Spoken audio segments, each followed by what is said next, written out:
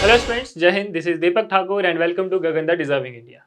सो guys, आज की इस वीडियो में हम करेंगे पूरे एक हफ्ते के करंट अफेयर्स, यानी कि वीकली करंट अफेयर्स को आज हम कवर करेंगे। और क्वेश्चन और आंसर के बेस पे जो है वो मैं आपको क्वेश्चन लेकर आता हूं हमेशा, जिनको हम डिटेल में जो है वो मैं आपके साथ एक्सप्लेन भी करता हूं। तो गाइज, जो भी इस हफ्ते इंपॉर्टेंट चीजें हुई हैं, इंपॉर्टेंट इवेंट्स हुए हैं एग्जाम पॉइंट ऑफ व्यू से, जो आपके लिए बहुत ज्यादा इंपॉर्टेंट है, आज हम उन कुछ क्वेश्चंस को जो है वो डिस्कस करेंगे और डिटेल में मैं आपके साथ डिस्कस करूंगा। तो आइए चलते हैं अपने फर्स्ट क्वेश्चन की तरफ। हमारा फर्स्ट क्वेश्चन है, which day is observed as world Malala day every year.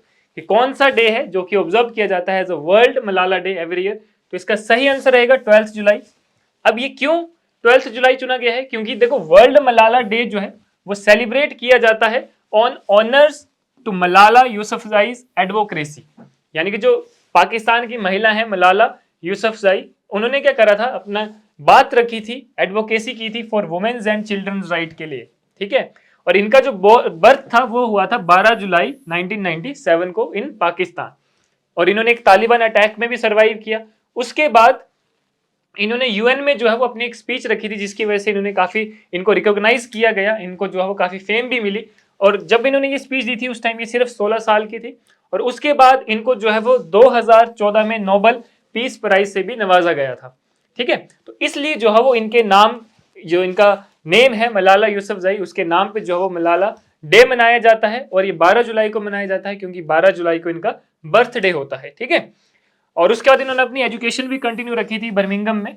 तो ये है मलाला यूसुफजई का स्टोरी। ठीक है।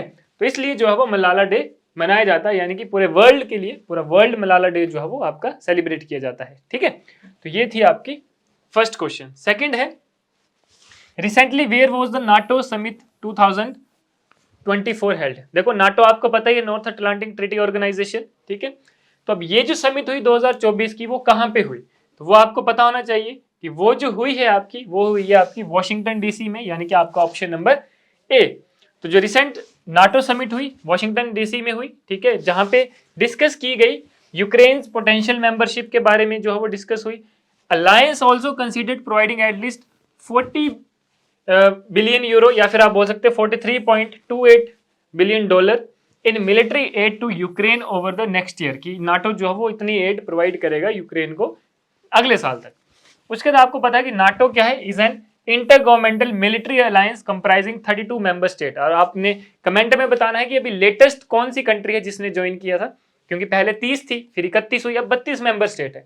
तो आपने बताना है कि वो जो 32nd मेंबर है वो कौन सी कंट्री है। तो उसका आंसर आपने नीचे कमेंट में देना है। चलते हैं अब अपने नेक्स्ट क्वेश्चन की तरफ। नेक्स्ट क्वेश्चन है आपका, Biligiri Rangaswamy temple tiger reserve recently seen in news is located in which state. तो सबसे पहले तो आपको ये पता होना चाहिए कि ये न्यूज में क्यों है। ठीक है, ये भी आपको पता होना चाहिए। अब ये है अगर न्यूज में, तो कौन सी स्टेट में है ये भी आपको पता होना चाहिए। तो आपका आंसर है कर्नाटका। कि ये जो आपका टाइगर रिजर्व है ये आपका कहां पे है? कर्नाटका में है। अब क्यों है ये न्यूज में? क्योंकि यहाँ पे 35-year-old female elephant was found dead at Mavathuru in the Beluru wildlife range of Biligiri Rangaswamy temple tiger reserve. ठीक है। तो वहां पे एक 35 साल की जो ओल्ड फीमेल एलिफेंट थी वो मृत पाई गई वहां पे। ठीक है। और ये हमका है कहां पे? ये कर्नाटका के चमाराजा नगर डिस्ट्रिक्ट में जो है वो आता है, which bridges the western and eastern ghat, यानी कि वेस्टर्न और ईस्टर्न घाट का जो ब्रिज है, ठीक है, उस डिस्ट्रिक्ट में जो है वो ये पाए गए। Named after the white Rocky Cliff with the temple of Lord Vishnu, it became a tiger reserve in 2011। यानी कि टाइगर रिजर्व कब बना? ये 2011 में जो है वो टाइगर रिजर्व बना। कितना एरिया कवर करता है? 574.82 स्क्वायर किलोमीटर एरिया कवर करता है। The forest includes diverse vegetation type, यानी कि डाइवर्सिफाई वेजिटेशन टाइप जो है यहाँ पे पाई जाती है। आगे अगर हम चलें नेक्स्ट क्वेश्चन की तरफ, तो ये तो देखो सभी को ही पता होगा। ठीक है। कि recently who has been appointed as the head coach of the Indian men's cricket team. तो ये तो मुझे लगता है कि इसका आंसर बताने की जरूरत नहीं है ना। इंडिया जो है वो क्रेजी फॉर क्रिकेट, तो सभी को पता होगा कि कौन है जिसको चुना गया as a head coach of India men's team का। तो वो है गौतम गंभीर, यानी कि आपके ऑप्शन नंबर ए। तो गौतम गंभीर को जो है वो चुना गया है एज अ हेड कोच। वो अपना जो है वो अभी रोल स्टार्ट करेंगे इसी महीने, जो है जब श्रीलंका के साथ टूर होगा, तो वहां पे वो अपना एज अ हेड कोच जो है वो रोल निभाएंगे। और इन्होंने किसको रिप्लेस किया? इन्होंने रिप्लेस किया है राहुल द्रविड़ को। ठीक है। ये भी आपको पता होना चाहिए। आगे चलें अगर, which country recently hosted the global India AI summit 2024, कि कौन सी कंट्री है जिसने global India AI summit host की है? तो उसका आंसर क्या है? उसका आंसर है आपका ऑप्शन नंबर बी, यानी कि इंडिया। ये हुई थी आपकी जुलाई 3 से 4 2024। कहाँ पे हुई थी? न्यू दिल्ली में हुई थी, जहां पे लगभग 2000 एआई एक्सपर्ट्स ने पार्टिसिपेट किया था। पॉलिसी मेकर्स, इंडस्ट्री लीडर्स जो थे वहां पे, जिन्होंने पार्टिसिपेट किया था। उसके बाद concurrently India hosted the 6th GPAI ministerial council meeting भी इन्होंने इंडिया ने जो है वो ऑर्गेनाइज करी, that is organised by the ministry of electronics and IT. ठीक है, both event highlighted India's leadership in AI, कि दोनों इवेंट जो थे वो किससे रिलेटेड थे? एआई से रिलेटेड थे। वहां पे इंडिया ने अपनी लीडरशिप जो है वो प्रेजेंट करी है।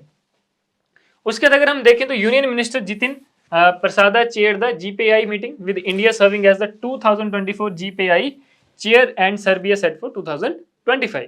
तो ये आपको जो है वो पता होना चाहिए, बहुत इंपॉर्टेंट है आपके एग्जाम के लिए। आगे चलते हैं, which country host 46th session of the UNESCO world heritage committee?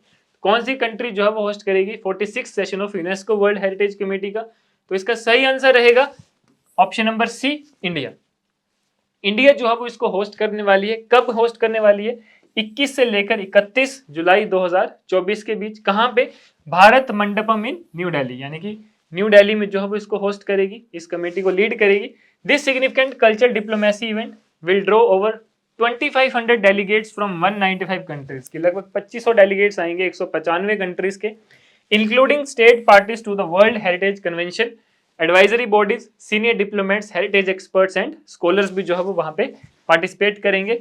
The gathering aims to discuss and decide on matters of global cultural significance, कि उसका मेन एम क्या है?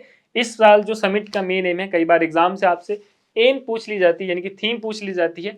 तो एम क्या है? To discuss and decide on matters of global cultural significance. इसके ऊपर जो है वो वहां पे डिस्कशन होगी इस बार। आगे चलते हैं नेक्स्ट क्वेश्चन की तरफ। कॉनक्वाटी डोली national park recently seen in the news is located in which country, कि कौन सी जगह में जो है ये वाला नेशनल पार्क न्यूज में हाईलाइटेड था? क्यों हाईलाइटेड था वो भी जानेंगे। सबसे पहले तो आपको पता होना चाहिए कि ये जो नेशनल पार्क है वो है कॉन्गो में। ठीक है, तो कॉन्गो में है। Then protest have arisen against Chinese companies. क्यों ये हाईलाइटेड हुआ? क्योंकि वहां पे प्रोटेस्ट चल रहा है चाइनीज कंपनीज के अगेंस्ट। क्यों अगेंस्ट उसके चल रहा है? क्योंकि वो जो है थ्रेटन है, खतरा है फॉर द एक्सप्लोरेशन के लिए, कि वो जो चाइनीज कंपनी है वहां पे नेशनल पार्क के अंदर जो है वो कुछ ऐसी कंस्ट्रक्शन कर रही है जो कि वहां के एनवायरमेंट और लोकल हैबिटेट के लिए जो है वो थ्रेटनिंग है, जो कि सही नहीं है। दैट्स वाई यहाँ पे जो ये वाला नेशनल पार्क है ये आपका न्यूज में चल रहा है। क्लियर? तो ये आपको पता होना चाहिए। नेक्स्ट है, what is snow blind recently seen in news, की स्नो ब्लाइंड क्या है? अब आपके पास चार ऑप्शन है। स्नो ब्लाइंड क्या है आपका? स्नो ब्लाइंड है आपका एक मालवेयर। ये आपको पता होना चाहिए कि स्नो ब्लाइंड एक मालवेयर है और एक न्यू एंड्रॉइड मालवेयर है। ठीक है, वो क्या करता है? ये टारगेट करता है यूजर्स को, जो भी इसको यूज करते हैं, to steal banking credentials by passing anti tamper mechanism. ठीक है, कि एंटी टेम्पर मैकेनिज्म के थ्रू जो है वो जो यूजर्स का बैंकिंग क्रेडेंशियल्स है, यानी कि बैंकिंग अकाउंट से रिलेटेड जो भी इंफॉर्मेशन है उसको जो है वो स्टील करने का काम करता है। ठीक है, और ये मोस्टली कहाँ पे एक्टिव है? ये मोस्टली एक्टिव है साउथ ईस्ट एशिया में। ठीक है, which threat to banking app security. तो दैट्स वाई जो ये वाला मालवेयर है स्नो ब्लाइंड, ये न्यूज में चल रहा है। Clear guys? ये आपको पता होना चाहिए। आगे चलते हैं अपने नेक्स्ट क्वेश्चन की तरफ, और ये क्वेश्चन जो है वो आपका होमवर्क क्वेश्चन भी है, यानी कि होमवर्क इन द सेंस कि आपने इसका आंसर नीचे कमेंट बॉक्स में देना है कि इस क्वेश्चन का जो है वो क्या आंसर सही होगा।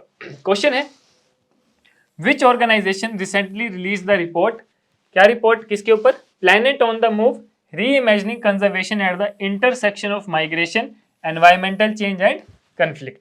तो कौन सी ऐसी ऑर्गेनाइजेशन है जिसने अभी रिसेंटली अपनी रिपोर्ट रिलीज करी है इस थीम के ऊपर, यानी कि इस टॉपिक के ऊपर, that is planet on the move reimagining conservation at the intersection of migration, environmental change and conflict. तो आपने बताना है कि इन चार में से कौन सी जो है वो ऑर्गेनाइजेशन आपकी सही आंसर है। तो इसका आंसर जो है वो आपने नीचे कमेंट बॉक्स में लिखना है।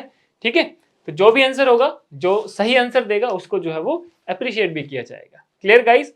तो ये थे हमारे इस वीक के इंपॉर्टेंट करंट अफेयर, जो कि आपके एग्जाम पॉइंट ऑफ व्यू से बहुत ही ज्यादा इंपॉर्टेंट होने वाले हैं, चाहे वो आने वाले पीसीएस के एग्जाम्स हैं या फिर अगले साल का यूपीएससी का एग्जाम हो सकता है। ठीक है, तो गाइज ऐसे ही इन्फॉर्मेटिव कंटेंट के लिए हमारे साथ बने रहें और आप हमें लाइक एंड सब्सक्राइब भी कर सकते हैं सो दैट कि आपकी कोई भी इन्फॉर्मेटिव वीडियो जो है वो आप तक पहुंचने से वंचित ना रह जाए। क्लियर? तो आप तक जो है वो पहुंचे। तो गाइज क्योंकि ये जो हम आपके लिए लेकर आते हैं ये आपके एग्जाम पॉइंट से रिलेटेड ही चीजें होती हैं, चाहे वो हम वीकली करंट अफेयर लेकर आ रहे हैं, चाहे वो जेन्युइन कोई अदर वीडियोस जो है वो आपको यहाँ पे इस चैनल में देखने को मिलती हैं। तो इसीलिए मैं आपको यही कहूंगा कि जुड़े रहें हमारे साथ ऐसे ही इन्फॉर्मेटिव कंटेंट के लिए। तब तक के लिए मिलते हैं नेक्स्ट वीडियो में। धन्यवाद। जय हिंद।